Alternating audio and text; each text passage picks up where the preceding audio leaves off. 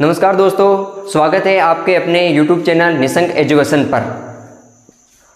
आज हम बात करेंगे कला संस्कृति पोर्शन में मेवाड़ चित्रशैली या उदयपुर चित्रशैली के बारे में। जी हाँ दोस्तों, मैंने पहले किशनगढ़ चित्रशैली पढ़ा रखी है, वो वीडियो नहीं देखा तो पहले देख लीजिए। और आज हम बात करेंगे किशनगढ़ चित्रशैली के अलावा मेवाड़ चित्रशैली की बात करेंगे। मेवाड़ चित्रशैली को उदयपुर चित्रशैली के नाम से भी जाना जाता है और ये चित्रशैली है सभी चित्रशैलियों की जननी कहते हैं। क्यों कहते हैं? कि सबसे प्राचीन सर्वप्रथम इसी चित्रशैली का विकास होने के कारण इसे सभी चित्रशैलियों की जननी कहा जाता है। किस चित्रशैली को? मेवाड़ चित्रशैली या उदयपुर चित्रशैली को सभी चित्रशैलियों की जननी कहते हैं। क्यों कहते हैं? क्योंकि सर्वप्रथम चित्रशैलियों का विकास मेवाड़ चित्रशैली में हुआ था, इसी कारण इसे मेवाड़ चित्रशैली को सभी चित्रशैलियों की जननी कहते हैं। बात करते हैं प्रारंभ काल किसके काल में हुआ, तो प्रारंभ काल राणा कुंभा के काल में यह चित्रशैली प्रारंभ हुई थी। किसके काल में? तो प्रारंभ काल राणा कुंभा का काल प्रारंभ हुआ था। इसके अलावा स्वर्ण काल यानी कि सर्वाधिक विकास किसके काल में हुआ, तो सर्वाधिक विकास जगत सिंह के काल में हुआ था। मेवाड़ चित्रशैली का सर्वाधिक विकास या स्वर्ण काल किसके काल में? जगत सिंह के काल में हुआ था। दोस्तों जगत सिंह ने उदयपुर में कला विद्यालय की स्थापना की थी। वर्तमान में उसको चित्तेरोरी ओवरी या तस्वीरों कारखाने के नाम से जाना जाता है।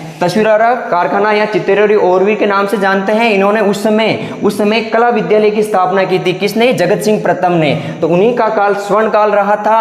और बात करते हैं प्रधान रंग कौन सा है, तो यहाँ पर प्रधान रंग पीला रंग था। जैसे हम किशनगढ़ चित्रशैली में गुलाबी रंग था, इसी प्रकार यहाँ पर पीला रंग प्रधान रंग है साहब। यहाँ पर चित्रकार कौन से हैं, तो चित्रकारों की बात करते हैं तो इसमें चित्रकार 218 चित्रकार थे। लेकिन चित्रकार हमेशा अकेला नाम ना पूछ करके चित्रकारों का नाम हमेशा ग्रुप में आएगा। जैसे 3 नाम दिए होंगे, 3 नामों के साथ में पूछते हैं, अकेला चित्रकार का नाम कभी भी नहीं पूछते हैं। तो यहाँ पर प्रमुख चित्रकार कौन थे, तो शहाबुद्दीन, बेराराम, कृपाराम, ये तीनों की सीक्वेंस में आपको पूछा जाएगा, अकेला नाम कभी भी ना पूछा जाएगा। तो शहाबुद्दीन, बेराराम, कृपाराम ये कहाँ के चित्रकार थे, तो ये मेवाड़ चित्रशैली के चित्रकार थे। दूसरे जोड़े में अगर पूछते हैं तो आपको कमलचंद, मनोहर, नूरदीन, ये वेरी इंपॉर्टेंट है चित्रकार, आपको इन्हीं ग्रुपों में पूछते हैं, तीनों के साथ जोड़े में पूछा जाएगा। तो कौन से चित्रकार थे, तो शहाबुद्दीन, बेराराम, कृपाराम और कमलचंद, मनोहर, नूरदीन ये कहाँ के चित्रकार थे, तो ये मेवाड़ चित्रशैली के चित्रकार थे। इन्होंने चित्र कौन से बनाए, तो प्रमुख चित्रों की बात करते हैं तो यहाँ पर चित्र बना हुआ है। सबसे पहले श्रावण, प्रतिक्रमण, सूत्र चूर्णी नामक चित्र बनाया गया है। श्रावक, परिक्रमण, सूत्र चूर्णी ये मेवाड़ का प्रथम चित्रित ग्रंथ है और इसको इस कमलचंद ने बनाया था। किसने बनाया था इसको? कमलचंद ने बनाया था। 1260 ईस्वी के काल में बनाया था। तेज सिंह के काल था, तेज सिंह राजा का नाम था, तेज सिंह के काल में बनाया था। जी हाँ दोस्तों, तेज सिंह के काल में बनाया गया था। और चित्रकार का नाम क्या था, तो चित्रकार कमलचंद ने बनाया था। बात करते दूसरे चित्र की, सुपार्श्वनाथ चरित्रम। यह चित्र एक जैन ग्रंथ है और यह महाराणा मोकल के काल में बनाया गया था और देलवाड़ा सिरोही के अंदर चित्रित है। महाराणा मोकल के काल में देलवाड़ा सिरोही में चित्रित है। सुपार्श्वनाथ चरित्र कहाँ पर है, तो देलवाड़ा सिरोही में चित्रित है। और किसके काल में बनाया है, तो महाराणा मोकल के काल में बनाया गया था। बात करते तीसरे चित्र की, तो मुरली मनोहर का चित्र बनाया गया है। यहाँ पर मुरली मनोहर का चित्र नरोत्तम शर्मा ने बनाया था। किसने बनाया? नरोत्तम शर्मा ने बनाया था। इस मुरली मनोहर के चित्र को मेवाड़ की मोनालिसा भी कहते हैं। जी हाँ दोस्तों, क्या कहते हैं? मेवाड़ की मोनालिसा।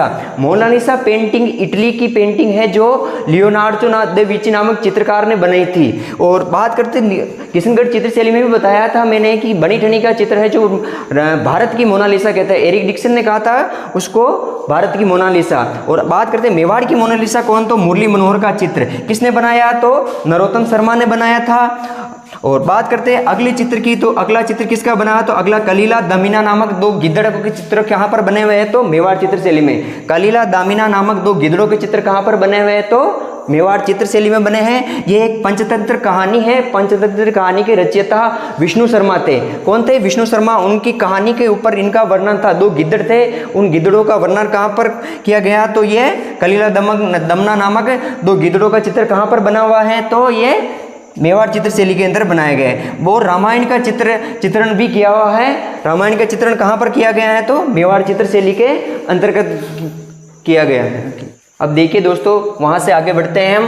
भागवत पुराण के नानक राम ने बनाए थे। किसने बनाए दोस्तों? नानक राम ने बनाए। किसके चित्र? भागवत पुराण के चित्र। कौन सी चित्र शैली में बनाए हुए हैं? मेवाड़ चित्र शैली में। किसने बनाए साहब? नानक राम ने बनाए थे। किसका चित्र बनाया था? भागवत पुराण के चित्र सर्वाधिक किसने बनाए थे? नानक राम ने बनाए थे। मेवाड़ चित्र शैली के अंतर्गत बनाए। दोस्तों वेरी वेरी इंपॉर्टेंट क्वेश्चन ये है, अकबर काल में अटपटी पगड़ी के अटपटी पगड़ी के सर्वाधिक चित्र किसने बनाए? तो कृपाल सिंह ने बनाए। किसने बनाए?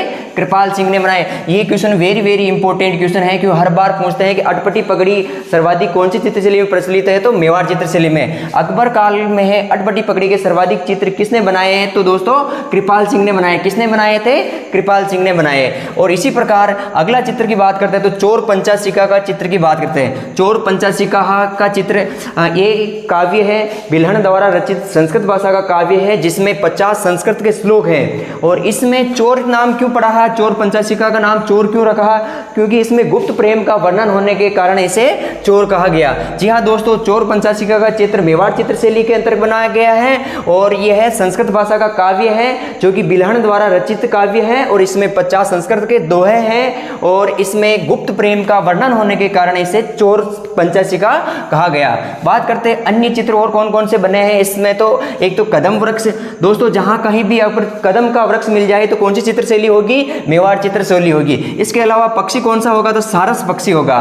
सारस पक्षी कहीं दिख जाए या तो आप कौन सी चित्रशैली के चित्र होंगे? वो मेवाड़ चित्रशैली या उदयपुर चित्रशैली के चित्र होंगे साहब। और उसके चित्र जो बने हैं, चित्रों में आंखें कौन सी होगी? तो मछली नुमा आंखें होंगी। जी हाँ दोस्तों, कौन सी आंखें होगी? मछली नुमा आंखें होगी चित्रों की। वो कौन सी चित्रशैली की विशेषता है? तो ये मेवाड़ चित्रशैली की विशेषता है। इसके अलावा नौकायन करती महिलाएं कहाँ पर मिलेगी आपको?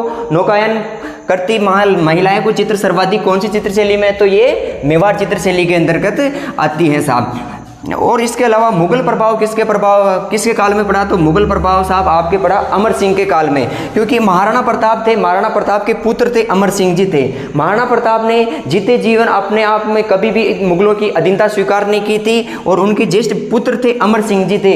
अमर सिंह जी ने परिस्थितियां ऐसी बन गई थी, उनको 1615 में मुगलों से संधि करनी पड़ी और मुगलों से संधि करने के कारण इनका प्रभाव इस शैली पर पड़ने लग गया था। और बात करते यूरोपियन प्रभाव की बात करते तो यूरोपियन प्रभाव किसके काल में पड़ा? तो यूरोपियन प्रभाव स्वरूप सिंह के काल में पड़ा था। स्वरूप सिंह वही हैं जो नीमच से भागे हुए 40 अंग्रेज अधिकारियों को पिछोला झील के जग मंदिर में वो शरण देते हैं, वही स्वरूप सिंह है। और उन्हीं के काल में ये अंग्रेजों का प्रभाव या यूरोपीय प्रभाव देखने को मिलता है। जी हाँ दोस्तों, कैसा लगा ये वीडियो?